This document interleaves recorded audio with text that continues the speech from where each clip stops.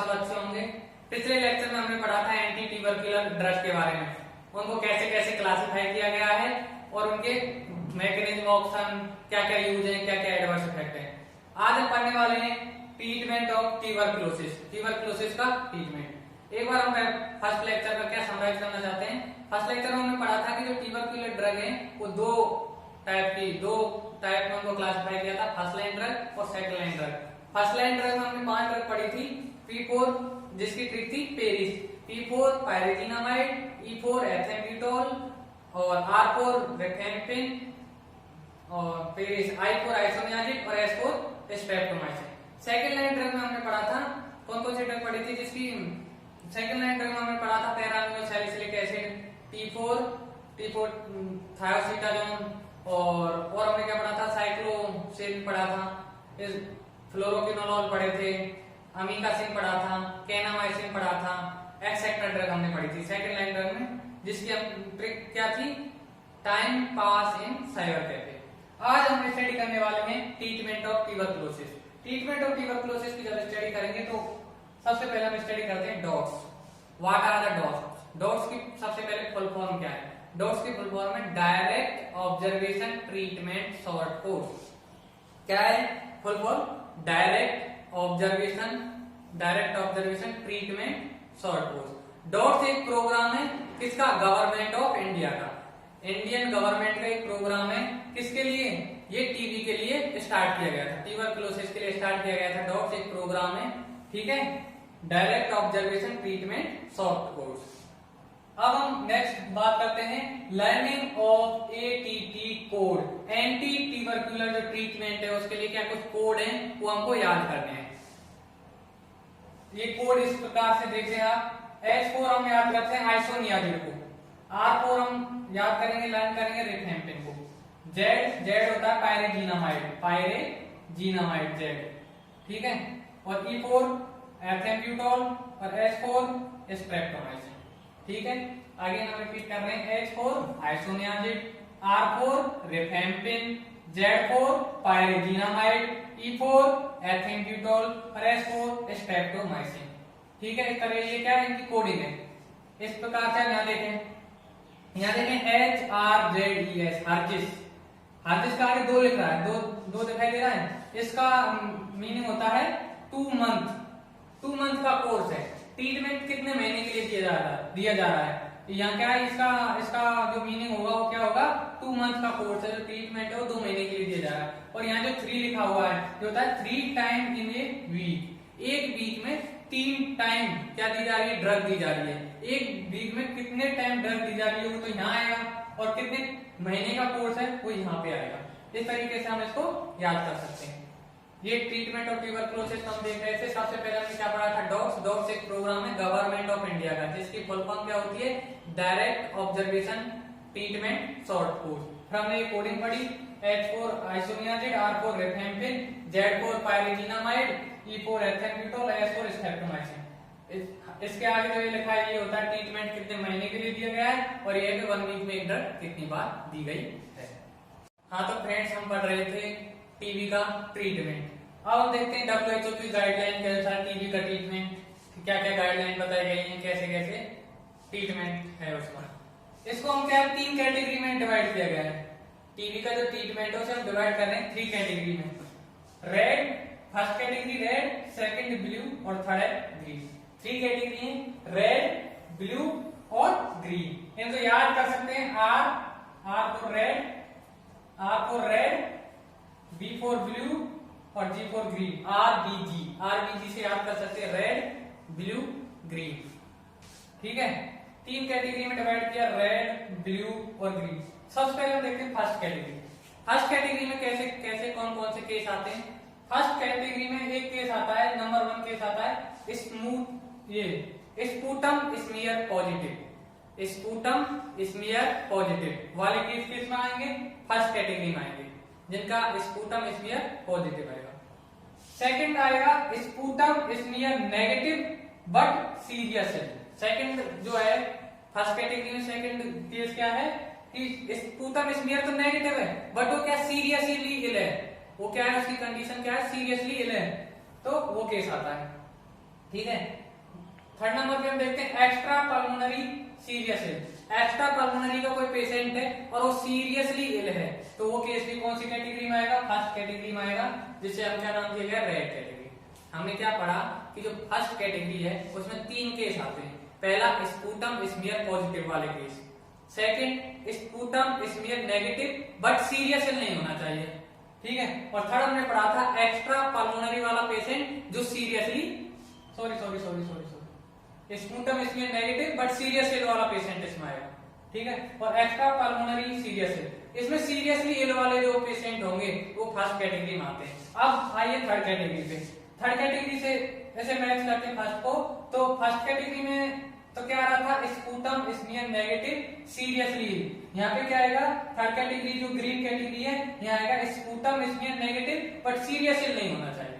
इसी प्रकार second case क्या आएगा? Extra pulmonary but not serious, ठीक है।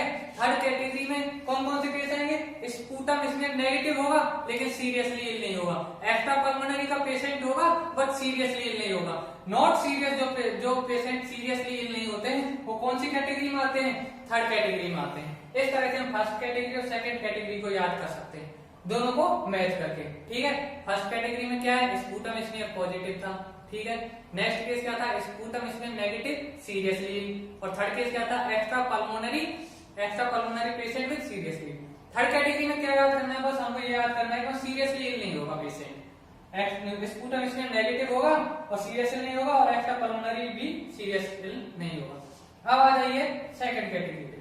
सेकंड कैटेगरी में आते हैं डिफॉल्ट केस, रिलैप्स केस और फेल्योर वाले केस। ऐसे केस जिनका मतलब कि जो टीबी तो थी, उनको ट्यूबरकुलोसिस डिजीज तो थी, लेकिन उन्होंने कोई ट्रीटमेंट ही नहीं लिया या ट्रीटमेंट फेल हो गया, डिफॉल्ट हो गया, वो सारे केस कौन सी कैटेगरी में आते हैं? सेकंड कैटेगरी में आते हैं। ब्लू में 3 केस आते हैं, डिफॉल्ट केस, रिलैप्स, डिफॉल्ट और फेल्योर वाले केस इसमें आते हैं। ये हो गए इसके केस। अब आते हैं ट्रीटमेंट पे। ट्रीटमेंट कैसे याद करेंगे? सबसे पहले हम आते हैं फर्स्ट कैटेगरी पे। सबसे पहले हम देखते हैं ट्रीटमेंट को हम दो पार्ट में डिवाइड करते हैं, इंटेंसिव फेज और कंटिन्यूअस फेज। एक तो इंटेंसिव फेज और एक कंटिन्यू फेज। इंटेंसिव फेज में कौन कौन से ड्रग दी जाएंगी, कंटिन्यूअस फेज में कौन कौन से ड्रग दी जाएंगी, हम स्टडी करते हैं। फर्स्ट कैटेगरी में हम देख रहे हैं, यहाँ पे दिया है 2 महीने का कोर्स है और वीक में क्या 3 बार दिया जा रहा है। हमने पहले बताया कि यहाँ 2 का मीनिंग होता है कितने महीने का कोर्स है, और ये होता है एक वीक में कितनी बार वो ड्रग दी जा रही है। तो ये एक वीक में 3 बार दी जाएंगी और 2 महीने का कोर्स है, ठीक है। कौन कौन सी ड्रग दी जा रही है? HRZE, H for isoniazid, R for rifampicin और H फॉर आइएनेज, R for rifampicin, Z for pyrazinamide और E फॉर एथेम्ब्यूटोल। ये जो ड्रग है यहाँ पे दी जाती है, और कंटिन्यूअस में आता है 4HR3। अब इसको मैच करते हैं किससे? थर्ड कैटेगरी से। थर्ड कैटेगरी में हम देखें तो क्या है? केवल थर्ड कैटेगरी हम देख रहे हैं। थर्ड कैटेगरी में क्या? थर्ड कैटेगरी और फर्स्ट कैटेगरी को क्या कर रहे हैं? मैच कर रहे हैं। थर्ड कैटेगरी को देखें तो क्या आ रहा है? HR2HRZ3, 2 महीने का कोर्स है, आइसोनियाजिड, रिफेम्पिन और पायरेजिनामाइड ड्रग दी जा रही है, ठीक है, और यहाँ पे 4HR3। अब इनको याद कैसे करें? यहाँ पे एक चीज हमको याद करना है, क्या आप इन दोनों को मैच करेंगे तो देखेंगे कि यहाँ पे जो फर्स्ट कैटेगरी है, यहाँ पे क्या एथेम्ब्यूटोल ड्रग दी जा रही है, लेकिन यहाँ पे एथेम्ब्यूटोल ड्रग नहीं दी जा रही है, ठीक है। इन दोनों को डिफरेंशिएट कैसे करेंगे कि फर्स्ट कैटेगरी में एथेम्ब्यूटोल ड्रग दी जाती है, थर्ड कैटेगरी में नहीं दी जाती है। नीट पीजी में आया हुआ क्वेश्चन है, ठीक है, कि एथेम्ब्यूटोल ड्रग कौन सी कैटेगरी में दी जाती है। फर्स्ट कैटेगरी वाले जो केस होते हैं उनमें एथेम्ब्यूटोल ड्रग दी जाती है, थर्ड कैटेगरी में नहीं दी जाती।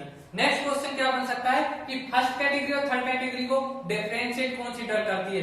एथेम्ब्यूटोल ड्रग फर्स्ट कैटेगरी और थर्ड कैटेगरी को डिफरेंशिएट करती है, ठीक है। तो इस तरह से हम इसको याद कर सकते हैं। अब आते हैं कौन सी?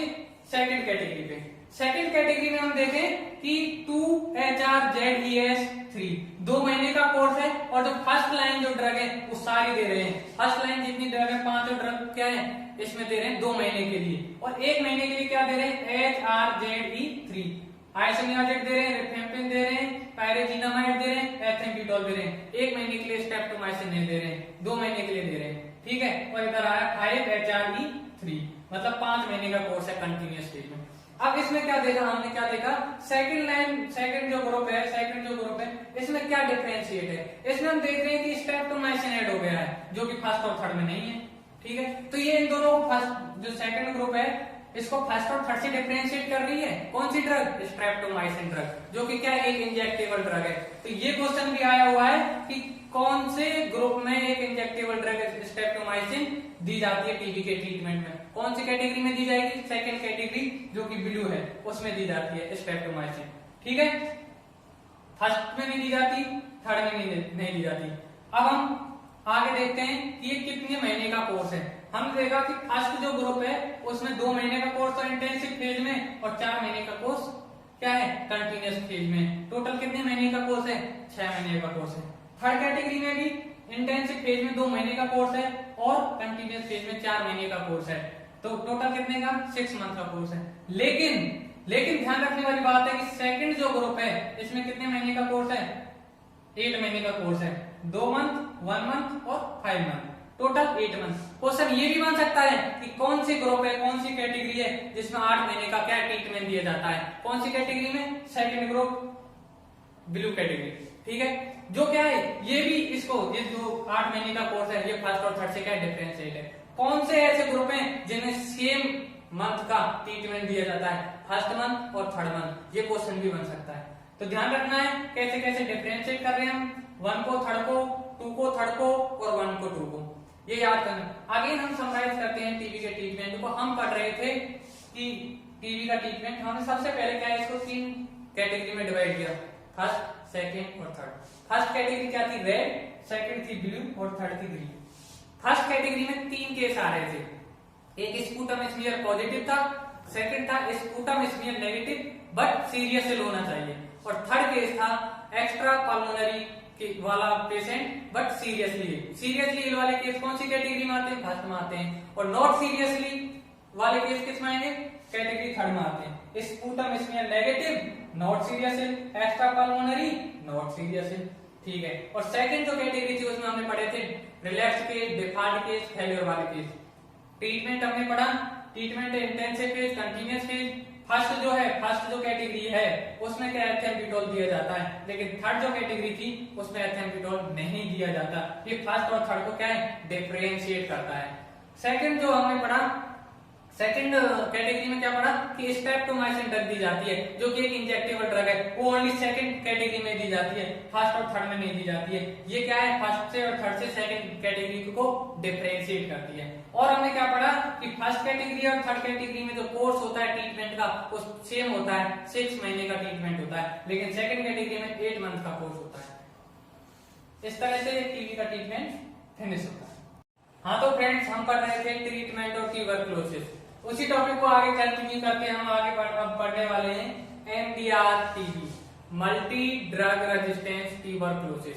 मल्टी ड्रग रेजिस्टेंस जो ट्यूबरक्लोसिस है इसमें क्या रेजिस्टेंस हो जाता है 2 ड्रग्स के लिए, कौन कौन सी, आईएनएच आइसोनियाजिड और रिफेम्पिन के लिए। इसके अलावा जो अदर एंटी ट्यूबरकुलर जो ड्रग है उनके लिए रेजिस्टेंस हो भी सकता है और नहीं भी हो सकता, ठीक, बट आइसोनियाजिड और रिफेम्पिन के लिए रेजिस्टेंस मिलेगी ही मिलेगी। हमने क्या कहा, मल्टी ड्रग रेजिस्टेंस जो टीबी होती है इसमें क्या रेजिस्टेंस हो जाता है किस किस के लिए, आइसोनियाजिड और रिफेम्पिन के लिए। अब इसका ट्रीटमेंट पढ़ते हैं, मल्टी ड्रग रेजिस्टेंस टीबी का ट्रीटमेंट। इसका जो ट्रीटमेंट है उसकी 2 फेज होती है, एक इंटेंसिव फेज और एक होती है कंटिन्यूअस फेज। इंटेंसिव जो फेज होती है उसमें 6 ड्रग दी जाती है 6 to 9 मंथ्स के लिए, 6 से 9 महीने का कोर्स होता है, और उसमें कितनी ड्रग दी जाती है, 6 ड्रग दी जाती है इंटेंसिव फेज में। और कंटिन्यूअस जो फेज है उसमें 4 ड्रग दी जाती है 18 महीने के लिए। हम क्या बोल रहे हैं, इंटेंसिव फेज जो है उसमें 6 ड्रग दी जाती है, 6 to 9 मंथ का कोर्स होता है, और कंटिन्यूअस जो फेज होता है, कंटिन्यूअस जो फेज है उसमें 4 ड्रग दी जाती है 18 महीने के लिए, 18 मंथ का कोर्स होता है, रेजिमेन होता है। अब हम पढ़ते हैं इंटेंसिव फेज, इसमें कौन कौन सी ड्रग आती है जो एमडीआर टीबी के लिए हम देते हैं, मल्टी ड्रग रेजिस्टेंट टीबी के लिए देते हैं, ठीक। अब इसमें आती है 6 ड्रग। अब इन 6 ड्रग को याद कैसे करेंगे, उसकी एक सिंपल ट्रिक हमने बनाई है। क्या ट्रिक है, पहले ट्रिक देखते हैं। एथियोना और एथम, एथियोना और एथम 2 भाई बहन थे, एथियोना क्या था, सिस्टर। एथियोना और एथम क्या थे, दो भाई बहन थे। एथियोना सिस्टर है और एथम उसका भाई है। तो एथियोना जो है अपने भाई एथम से क्या बोल रही है कि एथियोना सेड एथम, क्या कह रही है, एथम से बोल रही है कि Ethan can leave cycle prize, जो उसको साइकिल प्राइज के रूप में मिली है उसे छोड़ सकता है। कैन लीव, छोड़ सकता है। हमने क्या कहा, याद करने की एक सिंपल ट्रिक बनाई है कि एथियोना और एथम दो क्या थे, ब्रदर सिस्टर थे।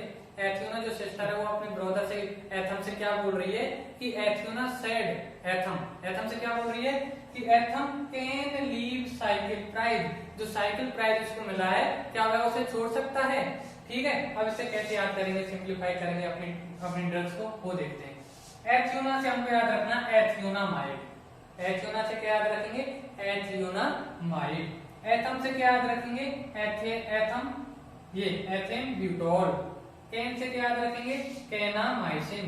लीव से क्या याद रखेंगे, लीवोफ्लॉक्सासिन, लीवोफ्लॉक्सासिन। साइकिल से क्या याद रखेंगे, साइक्लोसेरिन। और प्राइस से क्या याद रखेंगे, पायरेजीनामाइड। प्राइस जैसा ही लगता है, पायरेजीनामाइड। ठीक है, आगे हम रिपीट कर रहे हैं ड्रग्स को।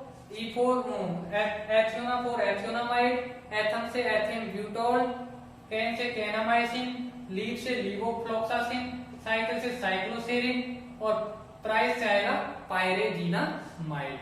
अब हम आगे देखते हैं कंटीन्यूअस फेज। कंटीन्यूअस जो फेज है इसमें 4 ड्रग आती हैं और 18 महीने के लिए। कौन कौन सी ड्रग आएगी, एथियोनामाइड, एथेन ब्यूटोल, लीवोफ्लॉक्सासिन और साइक्लोसेरिन। चारों ड्रग वही है, कौन सी, इंटेंसिव फेज वाली। इंटेंसिव फेज में 2 ड्रग लगती है। चार कौन कौन सी ड्रग है, एथियोनामाइड, एथेन ब्यूटोल, लीवोफ्लॉक्सासिन और साइक्लोसेरिन। ये इस तरह से एमडीआर टीबी के बारे में हमने पढ़ा। एक हमको याद रखना है pyridoxine drug. Pyridoxine drug also given in MDR TB because ये प्रिवेंट करती है न्यूरोटॉक्सिसिटी को। वो क्या कह रहा है कि पायरिडॉक्सिन जो ड्रग है, पायरिडॉक्सिन ड्रग भी मल्टी ड्रग रेजिस्टेंट ट्यूबरकुलोसिस में दी जाती है बिकॉज, क्योंकि ये प्रिवेंट करती है न्यूरोटॉक्सिसिटी के कारण। न्यूरोटॉक्सिसिटी जो प्रोड्यूस होती है जिन ड्रग्स के कारण, वो उसको क्या करता है, प्रिवेंट करता है। कौन सी ड्रग, पायरिडॉक्सिन। इसलिए इसे एमडीआर टीबी में दिया जाता है। अब हम नेक्स्ट पढ़ते हैं XDR TB, extensive drug resistance tuberculosis. Extensive drug resistant tuberculosis में कौन कौन सी ड्रग के लिए रेजिस्टेंस होता है, वो हम देखें। रेजिस्टेंट टू आइसोनियाजिड, रेजिस्टेंस होता है किसके लिए, आइसोनियाजिड के लिए, रिफेम्पिन के लिए, फ्लोरोकिनोलोन्स के लिए और वन ऑफ कैनामाइसिन, अमीकासिन और कैप्रियोमाइसिन। इन तीनों में से कोई एक ड्रग होगी, कैनामाइसिन, अमीकासिन और कैप्रियोमाइसिन। ठीक है, resistance to isoniazid, rifampicin, fluoroquinolones और one of the kanamycin, amikacin and capreomycin. इसकी जो मोर्टेलिटी रेट होती है वो हाई होती है। एक्सडीआर टीबी की मोर्टेलिटी रेट हाई होती है। ठीक, और इसमें रेजिस्टेंस होता है आइसोनियाजिड के लिए, रिफेम्पिन के लिए, फ्लोरोकिनोलोन्स के लिए और one of the kanamycin, amikacin और कैप्रियोमाइसिन। अब हम देखते हैं ट्यूबरकुलोसिस इन प्रेगनेंसी। प्रेगनेंसी में यदि ट्यूबरकुलोसिस हो जाता है तो कौन सी ड्रग देते हैं। इसमें यदि प्रेगनेंसी में ट्यूबरकुलोसिस हो रहा है तो कौन सी ड्रग दी जाएगी, फर्स्ट लाइन ड्रग दी जाती है, एक्सेप्ट एक ड्रग के, स्ट्रेप्टोमाइसिन। स्ट्रेप्टोमाइसिन नहीं दी जाती। स्ट्रेप्टोमाइसिन इंजेक्टेबल होती है। जितनी भी ओरल जो ड्रग है फर्स्ट लाइन में जितनी ओरल ड्रग है, जो 4 रह गई हैं, वो चारों दी जाती है। कौन कौन सी दी जाती है, पायरिजीनामाइड दिया जाता है, आइसोनियाजिड दिया जाता है, रिफेम्पिन दिया जाता है और एथेन ब्यूटोल दिया जाता है। लेकिन स्ट्रेप्टोमाइसिन नहीं दी जाती प्रेगनेंसी में, ध्यान रखना है, एक्सेप्शन है। नेक्स्ट हम पढ़ेंगे ट्यूबरकुलोसिस इन एचआईवी पेशेंट। एचआईवी पेशेंट में यदि ट्यूबरकुलोसिस हो गया तो कौन सी ड्रग देंगे। इसमें देते हैं रिफाब्यूटिन, क्योंकि वो प्रीफर्ड होती है रिफेम्पिन के। रिफाब्यूटिन दी जाती है एचआईवी वाले पेशेंट में यदि ट्यूबरकुलोसिस है तो।